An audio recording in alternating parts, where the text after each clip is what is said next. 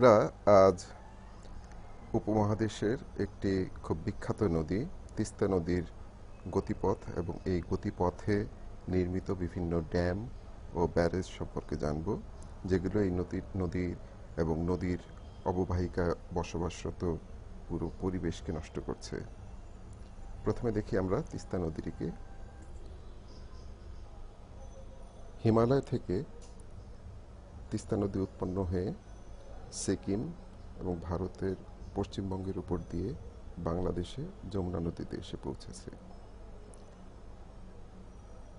তিস্তার উৎপত্তিস্থল হচ্ছে হিমালয়ে এবং হিমালয়ের পুনহারি পার্বত্য এলাকার সাওলামো যে গ্লেসিয়ার লেক আছে, সেই লেক থেকে এটার উৎপত্তি এবং সেখান থেকে তিস্তা নদী ধীরে ধীরে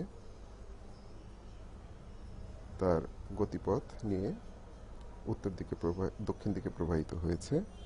উত্তর থেকে দক্ষিণ দিকে প্রবাহিত হয়ে এটা ধীরে ধীরে ভারতের উপর দিয়ে এসেছে। আমরা দেখি ভারত এর গতিপথে প্রথম যে ড্যামটি নির্মাণ করার চেষ্টা করছে সেটা হচ্ছে চংহোগ ড্যাম। এখানে ড্যাম তৈরির ইনফ্রাস্ট্রাকচার আমরা দেখতে পাচ্ছি।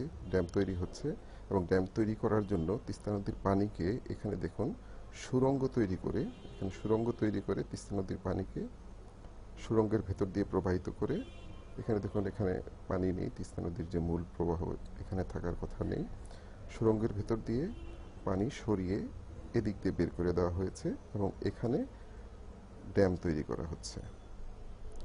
এর পরবর্তী যে ড্যামটি ইতিমধ্যে তৈরি হয়ে গেছে সেটি হচ্ছে তিনটেক ড্যাম। এখানে সেই তিনটেক ড্যামটি আমরা দেখতে পাচ্ছি। ড্যামটি তৈরি হয়ে গেছে এবং এটি কার্যকর। এর মাধ্যমে তিস্তার পানি প্রবাহ বন্ধ করে দিয়ে বিদ্যুৎ উৎপাদন করা হচ্ছে। এর পরবর্তী যে ড্যাম সেটি হচ্ছে শেরওয়ানি ড্যাম। এখানে শেরওয়ানি ড্যামটি আমরা দেখতে পাচ্ছি। শেরওয়ানি ড্যাম, এখানেও পানি আটকে দিয়ে বিদ্যুৎ উৎপাদন করা হচ্ছে এবং পরে পানি ছেড়ে দেওয়া হচ্ছে। এর পরবর্তী যে ড্যাম সেটি হচ্ছে রায়ান ড্যাম, আরো দক্ষিণে।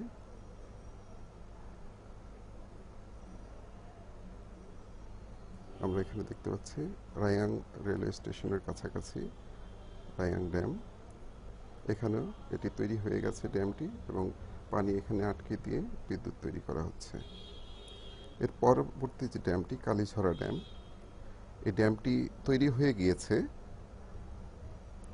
তবে এই ড্যামটি এখনো কার্যকর করা হয়নি। আমরা দেখতে পাচ্ছি যে ড্যাম তৈরি করার সময় তিস্তার প্রবাহকে পাশ দিয়ে প্রবাহিত করা হয়েছিল।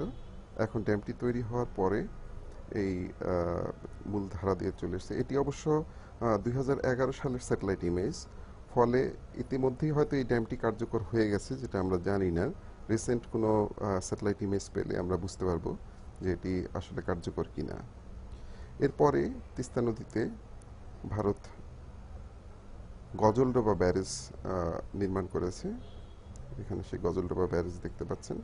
গজলডোবা ব্যারেজ, এটা দিয়ে পানি আটকে দেওয়া হয়েছে এবং দেখতে পাচ্ছেন যে ব্যারেজের দক্ষিণ দিকে চর পড়ে গেছে, তার মানে পানি প্রবাহ নেই। আর ব্যারেজের উত্তরে পানি প্রবাহ আছে এবং সেই পানি এখানে সংযোগ খাল দেখতে পাচ্ছেন। এটি সংযোগ খালের মাধ্যমে ভারতের যে আন্তঃনদী সংযোগ প্রকল্প, সেই প্রকল্প দিয়ে পানি সরিয়ে নেওয়া হচ্ছে এবং আমরা দেখি এখন এই সংযোগ খাল দিয়ে পানি কোন দিকে নেওয়া হচ্ছে। সংযোগ খাল দিয়ে পানি সরিয়ে আরো পশ্চিম দিকে এখানে বাংলাদেশের সীমান্ত আমরা দেখতে পাচ্ছি। পঞ্চগড়ের উত্তরাংশে এখানে যেখানে মহানন্দা নদী, সেখানে মহানন্দা ব্যারেজ ভারতের। এই মহানন্দা ব্যারেজে আমরা দেখতে পাচ্ছি ব্যারেজের দক্ষিণ দিকে চর পড়ে গেছে, এখানে পানি প্রবাহ নেই। পানি এখান দিয়ে সরিয়ে এই সংযোগ খাল দিয়ে আবার আরও পশ্চিমে সরিয়ে ভারতের পশ্চিমবঙ্গের বিস্তীর্ণ এলাকায় সেচ এবং চাষাবাদের কাজে ব্যবহার করা হচ্ছে। একটি আন্তর্জাতিক নদী থেকে এভাবে পানি সরিয়ে নেওয়া মোটেও ঠিক নয়।